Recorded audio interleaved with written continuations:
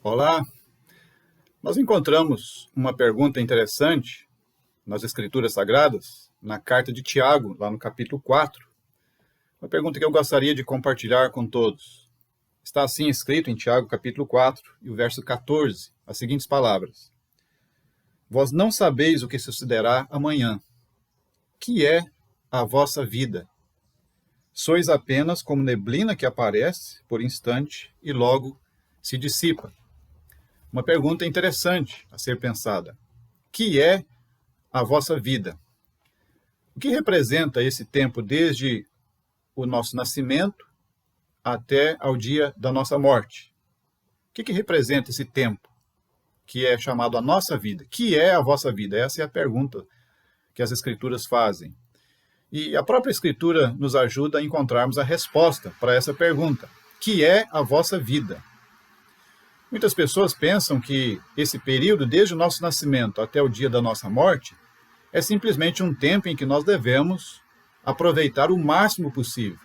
Nós nascemos, crescemos e desenvolvemos, conhecemos as coisas, podemos comer, beber, nos divertir, conquistar as coisas dessa vida, conhecer as coisas mais belas que esse mundo tem para nos oferecer e nos trazer aos nossos olhos, ao nosso coração, satisfazer a nossa alma aqui e, finalmente, quando chegar o dia da nossa morte, tudo acaba, tudo encerra e tudo cai no esquecimento.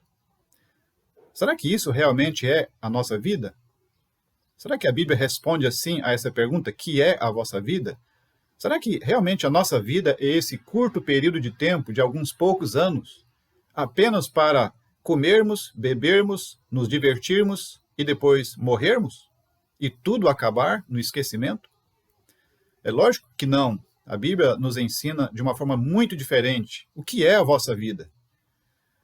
A palavra de Deus vai nos ensinar que Deus nos criou com um propósito específico. Quando Deus nos criou, Paulo estava pregando em Atenas, ali em Atos capítulo 17, e ele vai dizer ali, em Atos 17, o verso 26, que Deus de um só fez toda a raça humana, e o verso seguinte, o verso 27, diz, para buscarem a Deus. Então, nós, seres humanos, fomos criados para buscar a Deus. Nós somos criados especificamente para vivermos com Deus, para desfrutarmos da nossa vida junto com Deus. Deus nos criou perfeitos. E Deus é perfeito. A nossa vida deveria ser perfeita junto com Deus. Nós somos criados especificamente para buscar a Deus, para servir a Deus, para viver para Deus e com Deus. E em Deus nós seríamos plenamente satisfeitos, seríamos plenamente realizados, se nós permanecêssemos na presença dele. Mas nós sabemos pela Escritura que o homem natural, o homem não permaneceu na presença de Deus. O homem pecou contra Deus. E o homem morreu espiritualmente. O homem perdeu a vida espiritual, perdeu a comunhão com Deus e foi separado de Deus. E agora a Bíblia diz que o homem natural, ele não busca a Deus. O homem natural não tem no seu coração um desejo de buscar a Deus.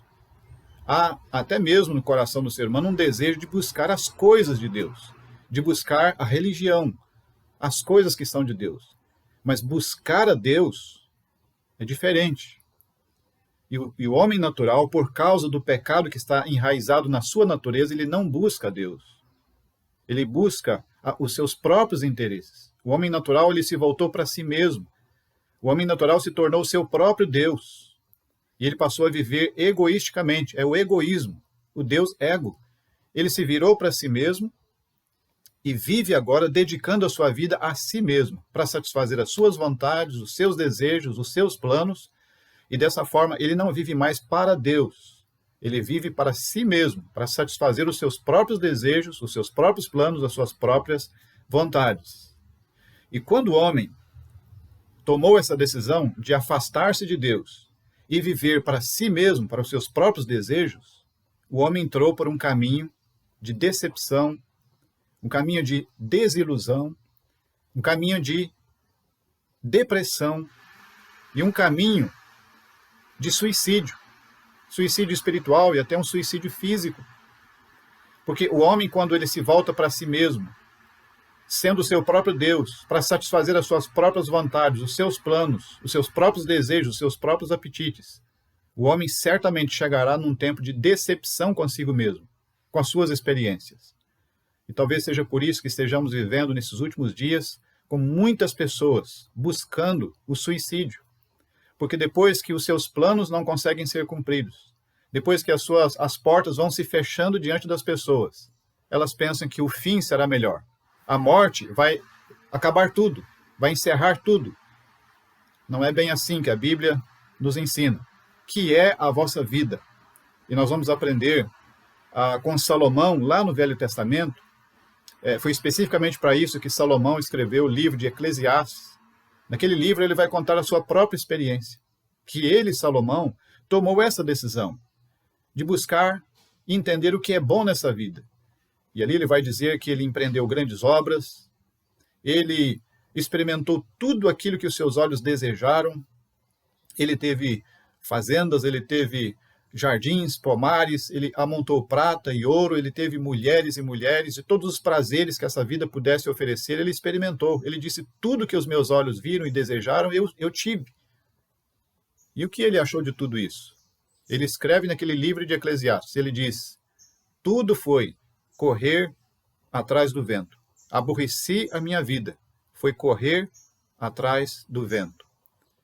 Então Salomão, ele conta ali, que aqui debaixo do sol, quando uma pessoa se volta para si mesmo, para viver só para os seus próprios planos, ele está entrando por um caminho de decepção, de desilusão, um caminho de morte. Então, o que é a vossa vida? É a pergunta que Tiago faz. E é a pergunta que nós estamos analisando nesse dia. A nossa vida, amigo, é esse período de tempo desde o nosso nascimento até o dia da nossa morte. É uma oportunidade que Deus nos dá para nós voltarmos a Ele. E nós precisamos aproveitar esse tempo. A nossa vida precisa ser aproveitada. É uma oportunidade. Em 2 Coríntios, capítulo 6, o apóstolo Paulo diz ali que há o tempo da oportunidade. O tempo da oportunidade é hoje. A nossa vida é esse tempo de oportunidade. É um tempo de oportunidade que Deus nos concede de conhecermos a nós mesmos, conhecermos quem somos, conhecer de onde viemos, o que há de errado comigo. E quando nós ouvimos o Evangelho, a pregação do Evangelho das Escrituras, nós vamos conhecer que nós somos pecadores. Nós vamos conhecer que nós possuímos transgressões, nós transgredimos a vontade de Deus. Nós vamos conhecer que nós estamos culpados perante Deus. E quando nós conhecemos isso, nós somos levados a buscar a Deus. Não a buscar as coisas de Deus, ou buscar a religião, mas somos levados a buscar a Deus, em busca de perdão, em busca de vida eterna, de salvação para as nossas almas. Mas quando o homem reconhece isso, pela pregação do Evangelho, reconhece os seus pecados, a sua necessidade espiritual, e ele então é inclinado a buscar a Deus, o homem precisa, o ser humano, e você, amigo, precisa entender que só existe uma forma de encontrar Deus. Quando você pensar em voltar-se a Deus, precisa descobrir pela Bíblia que só existe um caminho para voltar-se a Deus. Qual é esse caminho? Não é a religião, não é uma igreja, não é um líder religioso, e não são as coisas que nós fazemos, as nossas obras, que vão nos levar a Deus. A Bíblia é muito clara em dizer que existe um só caminho. E o Senhor Jesus Cristo, ali em João capítulo 14, versículo 6, ele diz que caminho é esse, o único. Ele vai dizer ali as palavras tão conhecidas do Senhor Jesus. Ele diz, eu sou, o Senhor Jesus Cristo dizendo, eu sou o caminho e a verdade e a vida. E ele diz, e ninguém vem ao Pai, a não ser por mim. Então, quando alguém compreende a necessidade de voltar-se a Deus, para ser salvo, para ser perdoado, para ter vida eterna, ele precisa entender que existe um só meio, um só caminho. E esse caminho é Jesus Cristo. Ele diz, eu sou o caminho. O caminho não é a religião. O caminho não é a igreja. O caminho não são as minhas obras. O caminho é Cristo. Ele diz, eu sou o caminho. Ele diz mais, eu sou a verdade. Então, a verdade não é a igreja. A verdade não é a religião. A verdade não são as filosofias. Essa verdade é Cristo. Cristo é a verdade. O Senhor disse mais, ele disse, eu sou a vida. A vida que nós perdemos pelo pecado. Ele disse, eu sou a vida. A vida que você não tem, amigo, que você precisa para ser salvo, é Cristo. É uma pessoa, não é uma igreja, não são as suas obras, não é uma religião, não é um líder religioso. É Cristo, é uma pessoa. Você precisa de Cristo. Então hoje, sinta-se convidado por Deus para vir a Cristo, para que você seja salvo. Venha a Cristo nesse dia, entendendo que Ele é o único caminho.